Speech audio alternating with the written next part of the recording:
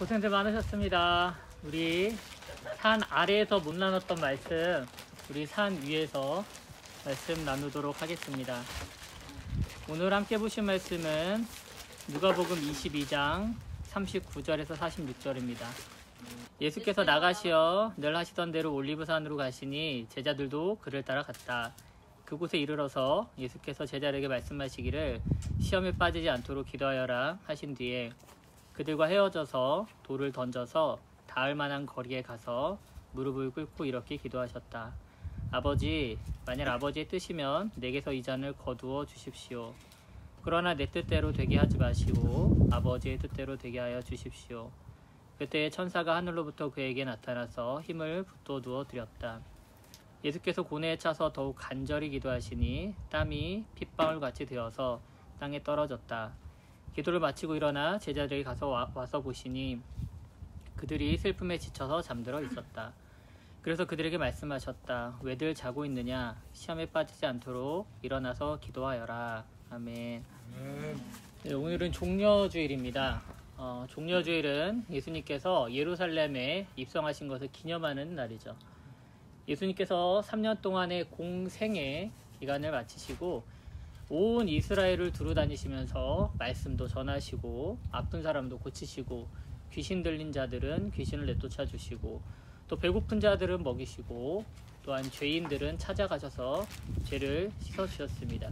이 공생의 3년의 모든 기간을 마치고 예루살렘에 입성하신 것을 기념하는 날입니다.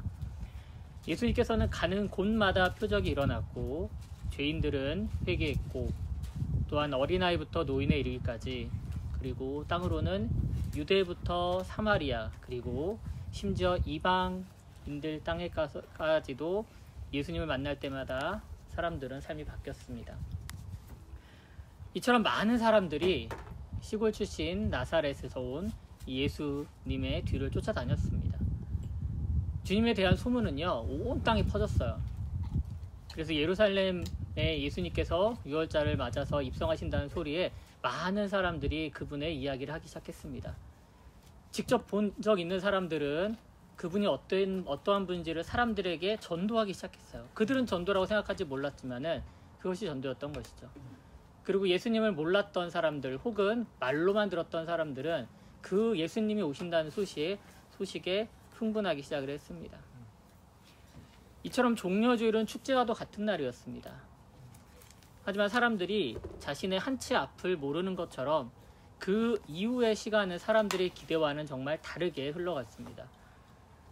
예수님은 자신에게 맡겨진 소명에 따라서 십자가를 지고 골고다 즉 해골의 무덤이라고 불리는 곳에 올라가시죠. 땅에 있는 축제를 뒤로 하시고 홀로 죽음을 향해 걸어가신 겁니다. 예수님은 중요한 순간순간마다 산에 오르십니다. 우리도 오늘 잠시 산에 올라왔는데요. 우리가 오른 길을 생각하면서 예수님께서 그 산을 오르셨을 때 일들을 오늘 마음에 품고 좀 내려갔으면 합니다. 마태복음을 보면 예수님께서 가장 먼저 산에 오르신 이유가 나오는데 바로 사람들에게 말씀을 가르치시기 위해서였습니다. 5장에 보면 이런 말씀이 있습니다. 예수께서 무리를 보시고 산에 올라가 앉으시니 제자들이 나아온지라 입을 열어 가르쳐 이르시되 심령이 가난한 자는 복이 있나니 천국이 그들의 것이며 애통하는 자는 복이 있나니 그들이 위로를 받을 것이며. 그러니까 예수님께서는 자기 앞으로 나온 이 무리들과 함께 산에 오르시고 입을 열어서 천국 복음을 전하신 거죠. 그리고 예수님 앞에 나온 그 사람들 향해 예수님은 복된 사람이라고 분명히 말씀하십니다. 이 세상에서는 분명히 심령이 가난하고 애통하고 의에 줄이고 목마르고 심지어 의를 위해서 박해를 받기도 하는 사람들 향해서 말이죠. 그리고 이 사람들이 결국 천국의 소유가 된다고 말씀하십니다. 천국의 위로를 받을 것이라고 하고 결국은 하나님의 아들이라고 일컬음을 받을 거라고 분명히 말씀하십니다. 우리도 오늘 이제 산에 올라서 주님의 말씀을 이렇게 다시 되새기는데 참 감사한 일입니다. 오늘 산에서 나누는 말씀들이 부디 여러분들의 마음에 좀 새겨졌으면 합니다. 두 번째, 예수님께서는 기도하기 위해서 산에 오르셨습니다. 여러분도 오늘 산에 오르면서 무슨 생각하면서 올랐어요? 죽을 것 같다. 죽을 것 같다. 힘들다는 생각밖에 없다. 집에 가서 발로란트 해요. 집에 가서 쉬고 놀고 싶다. 게임하고 싶다. 맞아요. 올라오면 뭐 경치 보고 싶어. 경치 보고 싶었는데 사실 생각보다 가파르고 힘들었죠. 경치를 감상할 시간이 없었을 거예요, 여러분들. 1분 감상 없고 1분 감상. 맞아. 저도 이제 속으로 막 주여 하면서 낙오하지 않고 끝까지 오르게 없어서 이렇게 하면서 올라왔는데, 올라왔다. 이 오른 길이 사실은 우리가 왜 올랐어요? 예수님께서 십자가에 오르신 그 길을 우리가 아주 조금이나마 간접으로 체험하기 위해서 오른 겁니다. 오늘 우리 본문을 보게 되면은 22장에 제사장 무리들이 군인들을 보냅니다. 예수님한테. 예수님은 이제 붙잡으려고. 바로 그 직전 이야기예요. 이 다음 절에는 바로 예수님 붙잡히십니다. 그런데 예수님은 습관대로 제자들을 데리고 산에 오르셨고 바로 기도하셨어요. 그러면서 제자들에게 말씀하시죠. 유혹에 빠지지 않게 기도해라. 아마 제자들은 그 깊은 뜻을 이때는 몰랐을 것 같아요. 근데 예수님이 십자가에 달려 돌아가시고 나서 부활 승천하시고 나서야 이제 오롯이 제자들이 이제 복음을 스스로 들고 나가야 할 때가 됐을 때, 그때 아마 이 말씀이 매번 떠올랐을 겁니다. 그래서 우리도 늘 기도해야 돼요. 주님, 이 세상의 유혹과 시험 가운데서 우리를 온전히 지켜주시옵소서. 세상이 주는 완락함과 평안함, 그리고 명예나 어떤 물질의 유혹에서부터 우리를 지켜주시옵소서. 다른 길로 가지 않게 우리를 붙잡아 주시옵소서. 그리고 또 우리는 오늘 하신 예수님이 하신 기도처럼 기도를 따라야 합니다. 내 뜻대로 마시고 아버지의 뜻대로 하옵소서. 아버지의 뜻을 구하오니 그 뜻이 온전히 내 삶을 통해서 드러나게 하여 주시옵소서. 이 기도가 늘 우리 삶 가운데 있기를 소망합니다. 예수님이 산에 오르셔서 기도하셨던 것처럼요, 우리도 어디를 가든지 예수님을 따라서 늘 기도하길 원합니다. 마지막으로 예수님은 십자가를 지기 위해서 산에 오르셨습니다. 제가 영상을 찾아보니까 직접 못 가서 너무 아쉬운데, 예루살렘이 신시가지와 구시가지로 나뉘어져 있대요. 신시가지는 막 트램이 다니고 막 삐까뻔쩍한 상점들이 많고 쇼핑하기 너무 좋아 보이더라고. 길도 깨끗하고. 근데 구시가지는 완전히 달라요. 마치 2000년 전을 그대로 옮겨놓은 것처럼 돌로 만들어진 바닥과 집과 집 사이에 아주 좁은 골목만 있는 그런 곳이더라고. 근데 그 중에 한 길을 비아 돌로로사라고 불러요. 비아 돌로로사. 이게 라틴어로 고난의 길이라는 뜻입니다. 예수님께서 십자가를 지고 골고다를 향해 걸어가신 그 길을 말하는 거죠. 이 골고다란 말은요, 히브리어 길갈타 혹은 당시 언어인 아람어 굴굴타를 우리말로 음역한 것인데, 이게 두개골, 해골을 의미하는 단어입니다. 그리고 라틴어로는 같은 뜻인 칼바라는 게 있는데, 칼바, 여기서 이제 우리가 알고 있는 갈보리란 말이 나왔습니다. 그러니까 골고다나 갈보리랑 같은 뜻인 거죠.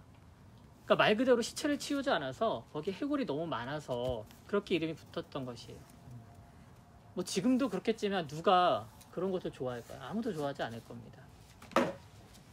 또한 그때 당시에는 그곳은 아주 강력한 범죄자들을 처형하는 장소이기도 했어요. 그러니까 평생 말씀만 전하고 아픈 이들을 치유하시고 가난한 자들 곁에 계셨던 그 주님이, 즉 죄가 없으신 주님께서 죄인인 우리를 위해서 십자가에 매달리신 겁니다. 여러분 각자 오늘 보쯤에다가 짐 조금씩 들고 다 올라왔죠. 물 좀 들고 각자 성경책 들고 올라왔을 텐데, 아마 아래서 들었을 때는 별거 아니야 했을지도 몰라요.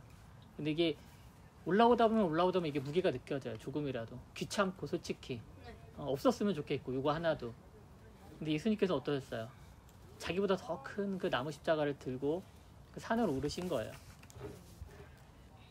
근데 거기에 보면은 마가복음 15장에 보면은 구레네 사람 시몬이라는 사람이 잠깐 예수님의 그 십자가를 대신 집니다. 그런데 결국은 예수님께서 십자가에 매달려 돌아가시죠. 그러니까 나무로 만든 십자가는 잠깐 누군가 대신 들어줄 수 있어요. 하지만 십자가에 달리는 것은 오롯이 예수님의 몫이었던 겁니다. 자기 몸을 내어주고 인류를 구원하시는 것이 온전히 예수님의 몫이었고 예수님만이 하실 수 있었다는 일입니다. 우리는 오늘 각자 가방을 메고 잠깐 이 산에 올랐습니다. 저는 우리에게도 각자에게 주어진 십자가가 있다고 믿습니다. 물론 예수님처럼 무슨 인류의 구원을 위해서 지신 원대하고 거대한 십자가는 아닐지라도 우리를 그리스도인으로 부르시고 각자에게 주어진 완수해야 할 그 십자가가 있지 않길 원합니다. 이 작은 경험이 부디 여러분들의 삶에 남아서 예수님을 따라 십자가의 길을 걷길 원합니다. 이제 우리는 이제 산을 내려가야죠. 계속 여기서 살 수는 없잖아요, 그렇죠? 쉬고 싶은데요. 쉬고 싶죠, 맞아요. 우리 좀 쉬고 먹을 것도 먹고 기력을 차려서 내려가야 돼요. 예수님께서는 가장 먼저 사람들과 산에 오르셔서 말씀 전하시고 또한 산에 머무르지 않고 결국 내려가셨습니다. 이제 우리도 내려가야 됩니다. 그리고 예수님께서 가르치신 그대로 산 아래서 우리도 살아야 합니다. 사랑하는 성도 여러분, 올라오는 고생 많으셨습니다. 이제 내려갈 때 안전하게 내려가고 부디 오늘의 경험과 말씀을 기억하셔서 산 아래에서는 예수님 부르신 그 목적대로 여러분 성도의 삶을, 부활의 삶을 살아가시길 주님의 이름으로 축원합니다. 다 같이 기도하시겠습니다.